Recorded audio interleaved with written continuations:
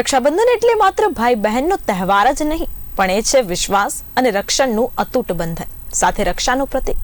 ત્યારે અમદાવાદના સરદારનગર પોલીસ સ્ટેશનમાં આ તાંતણાના પ્રતીક થકી રક્ષા ઉદ્દેશ્યની એક અદ્ભુત દ્રશ્ય જોવા મળ્યું।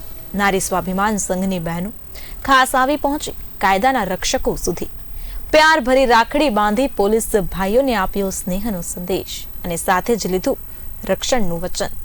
પોલીસ જવાનોના હાથ પર બાંધેલી રાખડી માત્ર સૂત્ર નહીં, એ હતી સુરક્ષાની ખાતરી અને નિર્ભયતાનું આશ્વાસન।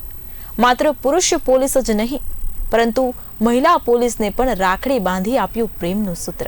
મહિલા પોલીસ માટે આ ક્ષણ બની હતી પ્રેરણાદાયી। બહેનોની આંખોમાં ગર્વ અને પોલીસના ચહેરા પર જવાબદારીનો ભાવ। આ અનોખા પ્રસંગે પીઆઈ ચંપાવતે સંપૂર્ણ સહયોગ પણ આપ્યો હતો, સાથે સાથે તેમણે બહેનોને આપ્યો હતો ખાતરીનો સંદેશ। રાજ્યની મહિલાઓની સુરક્ષા એ જ પોલીસની પ્રથમ ફરજ છે તેમ જણાવવામાં આવ્યું હતું। ત્યારે સુરક્ષા અને સ્નેહની આ અનોખી ઉજવણી ખૂબ જ યાદગાર ક્ષણ બની રહી હતી। આ રાખડી માત્ર તહેવાર નથી, એ છે એક સ્નેહી સંવિધાન। અમે લોકોએ આજે સરદારનગર પોલીસ સ્ટેશનમાં આજે અમે લોકોએ રક્ષાબંધનનો કાર્યક્રમ ઉજવ્યો છે અને પીઆઈ સાથે તથા અન્ય અમારા પોલીસ કર્મચારી ભાઈઓ સાથે અમે લોકોએ રક્ષાબંધનનો કાર્યક્રમ ઉજવ્યો અને તથા તે લોકોએ સારો સહયોગ પણ આપ્યો અને સાથે સાથે એ લોકોએ અમારી રક્ષાની પણ અમને ખાતરી આપી। અમે આજે અહીંયા સરદારનગર પોલીસ ચોકી આવ્યા છે રક્ષાબંધનની ઉજવણી કરવા માટે।